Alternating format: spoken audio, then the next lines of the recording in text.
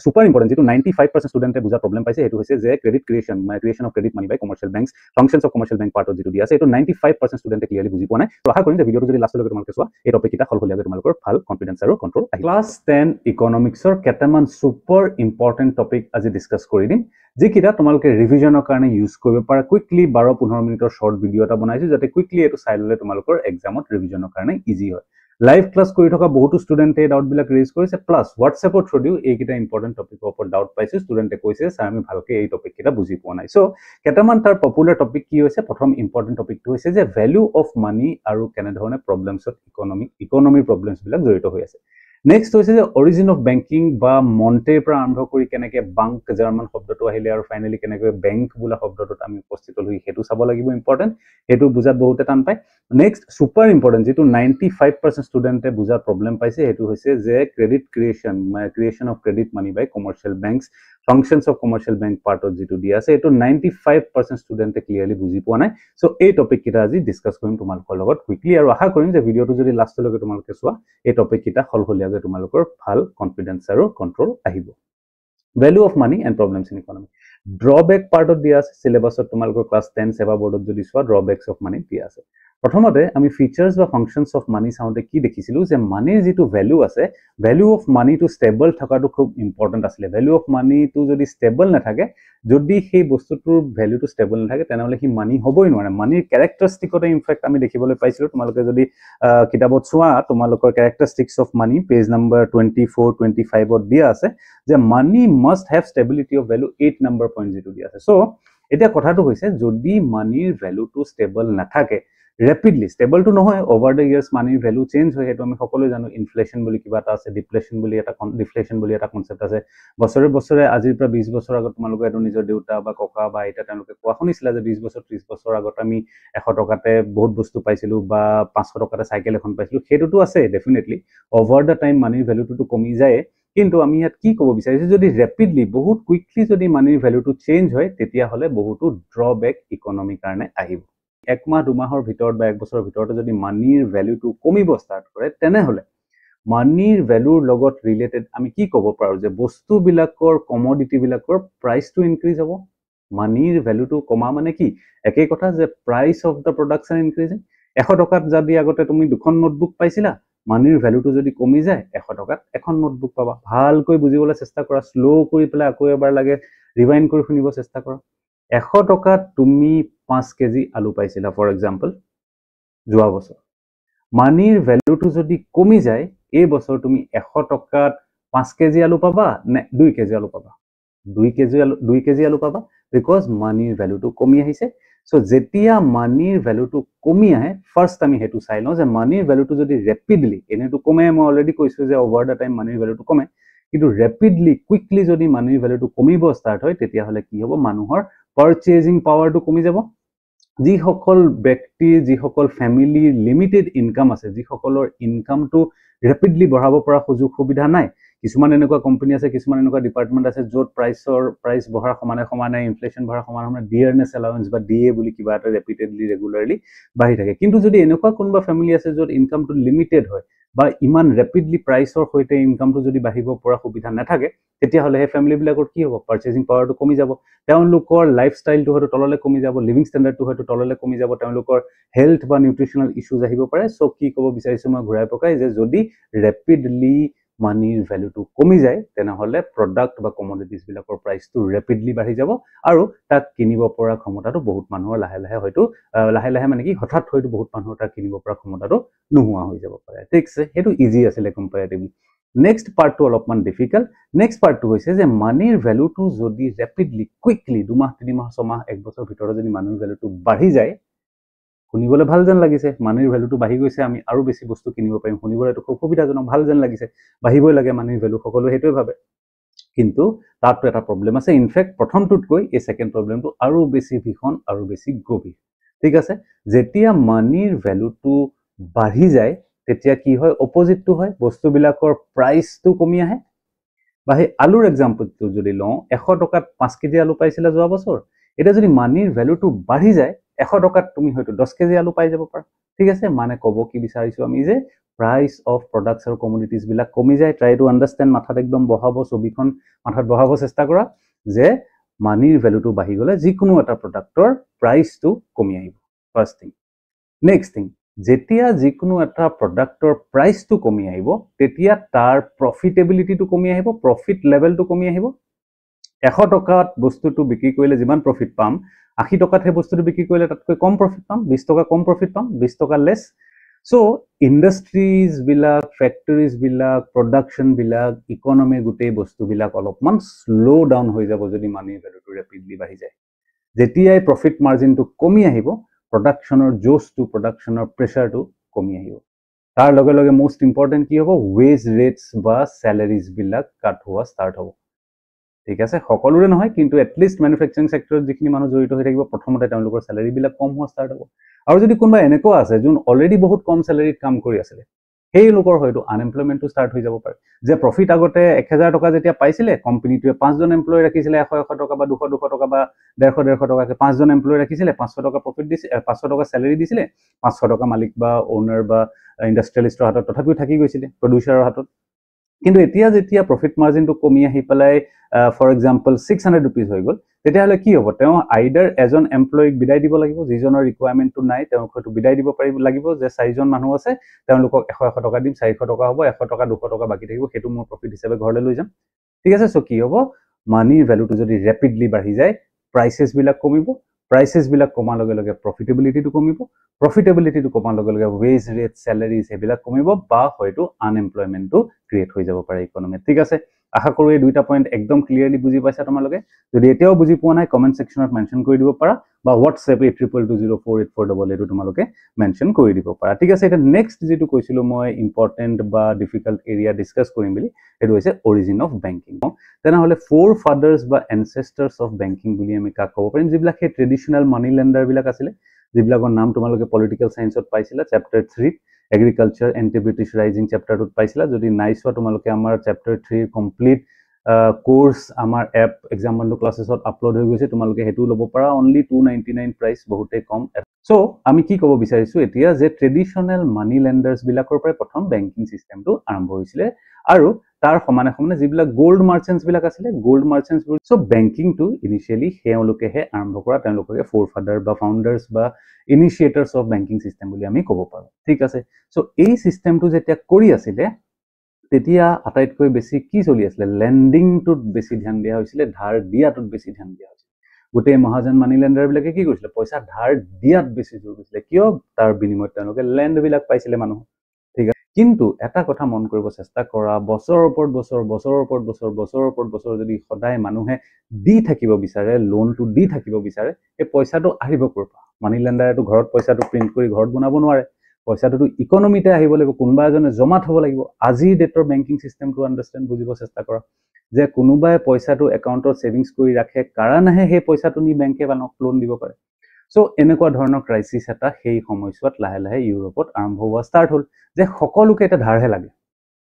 পইচা জমা থোৱা মানুহ কোনো নাই সো প্লাস সেই সময়তে একেলগে কি হৈছিল যুদ্ধ বহুত লাগিব লগা হৈছিল ইউৰোপিয়ান কান্ট্ৰিজ বিলাক ইটালীৰ কথা দিছে তোমালোকৰ কিতাপত মোস্ট পপুলাৰ ইটালী হয় ইটালীৰ সৰু যিবিলাক ষ্টেটস বিলাক আছিল তেওঁলোকে খুব কাজিয়া কৰি থাকিব লগা হৈছিল যুদ্ধ লাগি থাকিব লগা হৈছিল ইজনে কিজনৰ লগত যাৰ কাৰণে কি প্ৰয়োজন হৈছিল পইচাৰ প্ৰয়োজন হৈছিল মানিৰ প্ৰয়োজন হৈছিল কিন্তু দেখিছে যে মানি দেখোন নাই সকলো মানুহে ধাৰহে ল'ব বিচাৰে সো সেই কাৰণে তেওঁলোকে মন্টে নামৰ কিছুমান কমিশনাৰ্স এপইন্ট কৰিছিল যিবিলাকে মানিটো মোবিলাইজ কৰা ষ্টাৰ্ট কৰিছিল গাঁৱে গাঁৱে গৈ মানুহৰ পৰা পইচাটো মোবিলাইজ কৰা ষ্টাৰ্ট কৰিছিল যে তুমি খেতি কৰিছিলা নহয় তোমাৰ দেখোন 200 টকা লাভ হয় তোমাৰ হাতত ক্যাশ আছে হেতু হাতত কিয় ৰাখিছা যোৱা বেংকত জমা দিয়া তাৰ বিনিময়ত তুমি ইন্টাৰেষ্ট পাবা এনেকে সেভিংস বা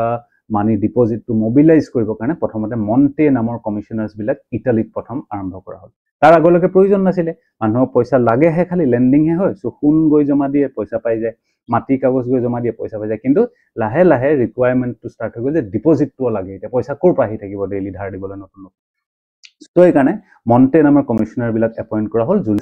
আৰু যেহেতু ম্যাক্সিমাম জাৰ্মান স্পিকিং পিপল বিলাকে ডমিনেট কৰি আছিল ইটালীৰ অঞ্চলখিনিত সেই কাৰণে মন্টেৰ পৰা চেঞ্জ হয় ওয়াৰ্ড টু বাংক নামৰ জাৰ্মান শব্দটো পপুলাৰ হোৱা ষ্টাৰ্ট হ'ল বাংক, যেটো জাৰ্মান শব্দ আছিল, ঠিক আছে। আৰু তাৰ পৰাই আমি লাহে লাহে দেখিলো ফ্ৰান্সলৈ গৈ কেনেকৈ বাংকে হ'ল আৰু বেংকিং সিস্টেমটো লাহে লাহে কেনেকৈ আগবাঢ়িলে সেই গোটেই বস্তুখিনি আমি তাৰ পিছত কিতাপতে দেখিছো, ঠিক আছে। তাৰ পিছত ফাইনালি বেংক অফ হিন্দুস্তান ইণ্ডিয়াত ফৰ্ম হয় 1770 প্ৰথম বেংক অফ হিন্দুস্তান ফৰ্ম হোৱা বুলি আমি পাইছো। প্লাছ তেনেকৈ গুৱাহাটী বেংক ফৰ্ম হোৱা বুলি পাইছো আমি 1926ত গুৱাহাটী বেংক ফৰ্ম হোৱা বুলি পাইছো আৰু 1770ত আমি হিন্দুস্তান বেংক ইণ্ডিয়াত বেংক অফ হিন্দুস্তান ফৰ্ম হোৱা বুলি ইণ্ডিয়াত পাইছো। সেইটো এটা নেক্সট ইম্পৰ্টেণ্ট টপিক আছিলে যিটো বহুতে কনফিউজ হয় বিকজ কিতাপত খুব বেছি ডিটেইলছত লেংথিকে দিয়া নাই কাৰণে বহুতে সেই বস্তুটোত কনফিউজ হয়, ঠিক আছে। আৰু নেক্সট এটা কনফিউজন এৰিয়া যিটো আছে মোষ্ট কমপ্লিকেটেড আৰু মোষ্ট ডিফিকাল্ট পইণ্ট, যিটো মোৰ দেন 95% ষ্টুডেণ্ট মই কৈছো কোনো ভালকে বুজি পোৱা নাই এতিয়ালৈকে, সকলোৰে ডাউট আছে, সেইটো হৈছে creation of credit money by the commercial bank, ঠিক আছে। ক্ৰেডিট মানি বুলি যিটো বেংক বিলাকে ক্ৰিয়েট কৰে সেই কনচেপ্টটোৰ ওপৰত বহুতৰে ডাউট আছে, ভালকৈ বুজিব চেষ্টা কৰিবা, শ্ল'লি কম, যদি দৰকাৰ হয় স্পীডটো আৰু শ্ল' কৰি ল'বা, ৰিৱাইণ্ড কৰি ভিডিঅ'টো শুনি ল'বা, ঠিক আছে। প্ৰথম কথা হৈছে বেংক এটা দেই, এইটো যেনিবা বেংক, ঠিক আছে, এইটো এনেকৈ দৰ্জা আছে, এনেকৈ খিৰিকীও আছে বেংকত, ঠিক আছে। চ' সেই বেংকত কি কাম হৈছে, প্ৰথমতে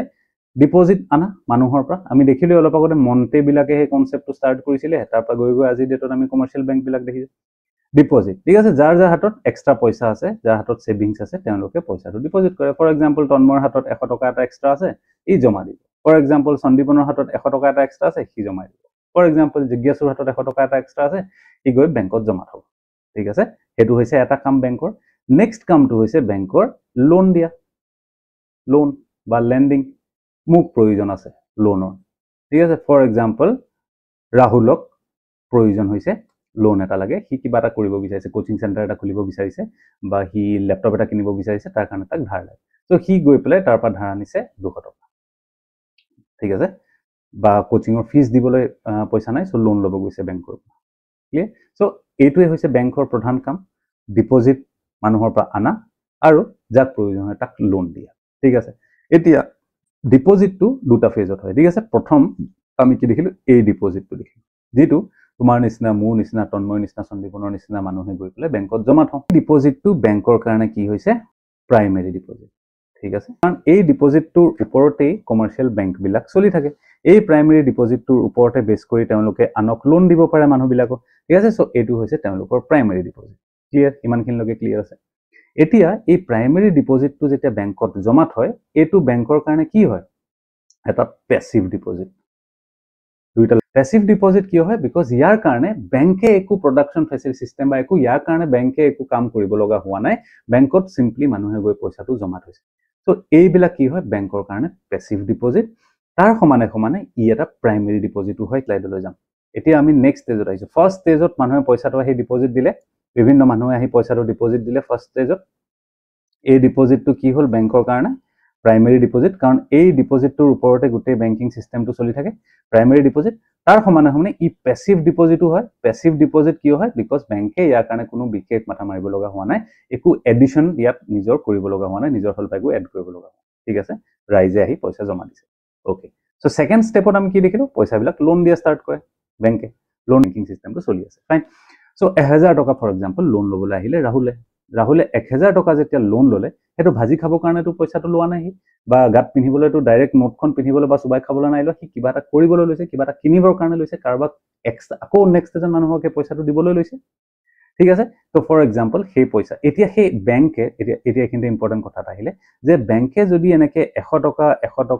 টকাকে নৱনীৰোজ, ৰাহুল, সন্দীপন সকলোৱে গৈ জমা দিলে, জমা দিয়াৰ পাছত বেংকৰ হাতত ফৰ এক্সাম্পল 2000 টকা এটা টোটেল ডিপজিট আহিলে, এক্স বেংক দেই, এক্স বেংক, এটিএম চেটিএম বনোৱা আছে, টিপটপ লাইট চাইট জ্বলি আছে, এক্স বেংকত টোটেল ডিপজিট কালেকশ্যন 2000 টকা। এতিয়া লোন কিমান দিব পাৰিব সেই বেংকে, 2000 টকাই লোন দিব পাৰিব নে কিবা এটা ৰেষ্ট্ৰিকশ্যন? ইয়েছ, ৰেষ্ট্ৰিকশ্যন আছে। ৰিজাৰ্ভ বেংকে এটা নিয়ম বান্ধি দিছে যে ফৰ এক্সাম্পল, এইটো ফিক্স নহয়, সময় সলনি হৈ থাকে, ফৰ এক্সাম্পল 20% এটা তুমি ৰাখিব লাগিব কিবা ইমাৰ্জেঞ্চি চিটুৱেশ্যনৰ কাৰণে, এই 20%টো বাদ দি বাকী 80% মানিটো তুমি মানুহক আগলৈ লোন দি দিব পাৰিবা, ঠিক আছে। চ' এতিয়া 2000ৰ পৰা 20% 400 টকা যদি মাইনাছ কৰি দিওঁ, 1600 টকা এই পাৰ্টিকুলাৰ এক্স বেংকটোৱে এতিয়া আকৌ লোন দিব পাৰিব আগলৈ, 2000 টকা নোৱাৰে। চ' ৰাহুলে লোন খুজিবলৈ গ'ল, ৰাহুলে ক'লে 2000 টকা মোক লোন লাগে, মোৰ কাম আছে, কিন্তু বেংকে ক'লে যে 2000 টকা আমি দিব নোৱাৰোঁ, আমি 1600 টকা তোমাক লোন দিব পাৰিম, কোৱা লাগে যদি লৈ। ঠিক আছে ৰাহুলে ক'লে হ'ব 1600 টকা মোক লোন দি দিও ৰাহুলে 1600 টকা লোনটো মই ওয়ান সেকেন্ড যে ক'লো পইচাটো কি কি কৰিব খাবৰ কাৰণে বা ভাজি খাবলৈটো নলয় আন কাৰবাক দিবলৈ খৰচ কৰিবলৈ ল'ব সো ৰাহুলে আহি পেলাই কি কৰিব ৰাহুলে আহি পেলাই 1600 টকাটো ফৰ এক্সাম্পল এটা ল্যাপটপৰ দোকানত পইচাটো অনলাইন একাউণ্টত তাৰ জমা কৰি দিলে ঠিক আছে একাউণ্টত যেতিয়া জমা কৰি দিলে পইচাটো সেই মানুহজনে পাই গল এড হৈ গল পইচাটো এতিয়া ইয়াত বিউটিফুল এটা ধুনিয়া বস্তু কি ক্ৰিয়েট হল আহি এই 1600 টকাটো মাৰ্কেটত কৰবাৰ পৰা ওলাই আহিলে কৰপা ওলাই আহিলে আমি এটো গম নাপালো কাৰণ এই ল্যাপটপ বেপাৰীজনে কি কৰিব এতিয়া সেই পইচাটো সেই বেংকতে দবগে গৈ পেলাই কাৰণ আগতে বেংকৰ হাতত 2000 টকা আছিল এতিয়া বেংকৰ হাতত 3600 रुपीस হৈ গল ডিপোজিটত এই 1600 টকা এটা এক্সট্ৰা ইকোনমিত এড হৈ গল এই 1600 টকাটো কোনে এড কৰিলে এই 1600 টকাটো এড কৰিলে বেংকে নিজৰ এক্টিভিটিৰ মাধ্যমেৰে সো সেই কাৰণে হেতু বেংকৰ কাৰণে হৈ গল এটা এক্টিভ ডিপোজিট ক্ৰিয়েট কৰিলে তেওঁলোকে বেংকে নিজৰ এক্টিভিটিৰ মাধ্যমেৰে আৰু হেতু বেংকৰ কাৰণে হৈ গল সেকেন্ডাৰী ডিপোজিট আকৌ এবাৰ কম চিন্তা নকৰিবা নাই বুজা যদি আকৌ এবাৰ বুজাই দিম আৰম্ভণিতে আকৌ এবাৰ কম প্ৰথমতে কি কলো আমি 100 টকা 10 জন বা 20 জন মানুহ 100 টকা গৈ বেংকত জমা দিলো 100 কই কিমান হল 2000 টকা বেংকৰ হাতত ডিপোজিট থাকিলে হেতু কি হল প্ৰাইমাৰী ডিপোজিট মানুহ বিলাকে নিজেই ঘৰৰ পৰা আনি সেই পইচাটো দিলে বেংকত জমা দিলে আৰু বেংকৰ কাৰণে হেতু কি হৈ গল ইনডাইৰেক্ট বা হেতু বেংকৰ কাৰণে হৈ গল প্যাসিভ ডিপোজিট ঠিক আছে এতিয়া সেই 2000 টকাটোৰ পাছত ৰিজাৰ্ভ বেংকে ফিক্স কৰি দিলে যে 20% তুমি আন কৰবাত এনেকে সেফটিৰ কাৰণে এনেকে বক্স এটা ভৰাই ৰাখিব লাগিব সো 400 টকা তাত বেংকটোৱে ভৰাই থলে এটো পইচা গল 1600 টকা বাকি থাকিলে এটা 1600 টকা লোন দিব পাৰে বেংকে 1600 টকা বেংকে লোন দিলে এজন মানুহক ৰাহুল বুলি ঠিক আছে এতিয়া আমি কি কলো যে ৰাহুল বুলা মানুহজনক সেই পইচাটো কতো ঘৰত লৈ যাব নোৱাৰে বা বেলেগ কামত কৰিব নোৱাৰে এই পইচাটো খৰচে কৰিব লাগিব তাও এই পইচাটো তেওঁ খৰচ কৰিলে কৰি পেলাই বিবেক নামৰ এজন কম্পিউটাৰ দোকানত সেই পইচাটো দিলে 1600 টকা দি ল্যাপটপ এটা কিনিলে ফাইন এতিয়া এই 1600 টকাটো বিবেকে কি কৰিলে ওয়ান সেকেন্ড গৈ পেলাই এই বেংকটো জমা দিলে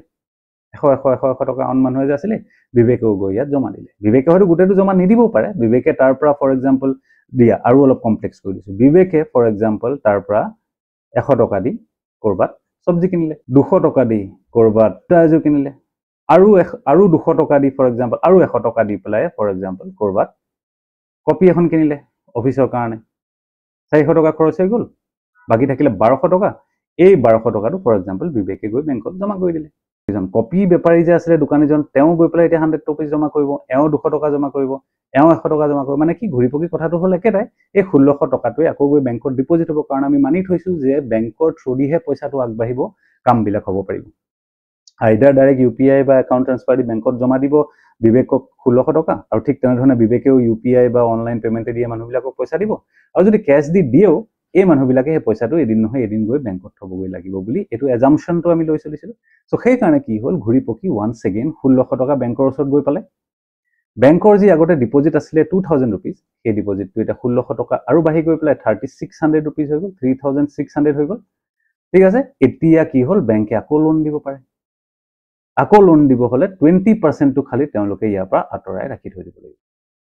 ঠিক আছে 720 रुपीस ইয়াৰ পৰা তেওঁ ইয়াত আতৰাই থৈ দিলে ঠিক আছে হৈ গল লেঠা মই 720 रुपीस দি দিয়া পাছত বাকি যেটো থাকি গল 2980 ৰাফলি হয়তো থাকিব অলপমান ম্যাথছত ক্যালকুলেশন মিস্টেক হ'ব পাৰে ৰাফলি ধৰিছো 2980 বা 3000 বুলি ৰাফলি ধৰিছো এই 3000 টো কি হ'ব এটা তেওঁ আকৌ লোন দিব পাৰিব ৰাহুলে লৈছিলে এবাৰ ফৰ এক্সাম্পল ৰঠিছে ললে 3000 টকা লোন লৈ পেলাই হি 2000 টকা মোবাইল কিনিলে 500 টকা জোতা কিনিলে 200 টকা হেই কৰিলে কিনি কি কল আকৌ এই পইচা 3000 টকাটো ঘুৰি গৈ পেলাই কত পালেগে আকৌ 3000 টকা ঘুৰি গৈ বেংকত পালেগে 3000 টকা আৰু বাঢ়ি গল সো বেংকত এতিয়া ডিপোজিটটো কি হৈ গল 6600 रुपीस বেংকত আহি গল ডিপোজিট এতিয়া ইয়াৰ পৰা 20% কাটি বেংকে আৰু লোন দিব পাৰিব সো এটো কি হৈছে credit creation money to bank বিলাকে এই প্ৰসেসটোৰ থ্ৰুদি ক্ৰিয়েট কৰিব পাৰে ইনক্ৰিজ কৰিব পাৰে এড কৰিব পাৰে without actually printing and publishing money খুব এটা ইন্টারেস্টিং টপিক এটা এডভান্স টপিক হয় বেছি ডিটেইলত না যাও ক্লাস 12 ৰ ইকোনমিক্সত আমি পঢ়াও এইবিলাক যেটো আমাৰ ক্লাস 11 12 ইকোনমিক্সৰ কোচিং কৰাও সো তাত এইবিলাক টপিক আৰু ডিটেইলছত থাকে 10ত তোমালোকে ইমানখিনি জানিব পাৰিলে যথেষ্ট ইয়াৰ গোটেই ক্যালকুলেশন ফৰ্মুলা এটসেট্ৰা তোমালোকৰ সেবা টেক্সটবুক 34 35 ত দিয়া আছে কিন্তু মোটামুটি ওপৰৰ পৰা এইখিনি কথা আশা কৰো তোমালোকে বুজি পাইছা আৰু যদি ডাউটস থাকে কোৱেৰিজ থাকে WhatsAppত মোক মেছেজ দিব পাৰা বা কমেন্ট সেকশনত মেনশন কৰিব পাৰা এপ টু যদি ডাউনলোড কৰা নাই এক্সাম বন্ধু ক্লাसेस এপ টু ডাউনলোড কৰিব পাৰা মোৰ শুভেচ্ছা আছে অল দ্য বেষ্ট এই ভিডিওটোৱে তোমালোকক ৰিভিজনত হেল্প কৰিব বুলি আশা ৰাখিছো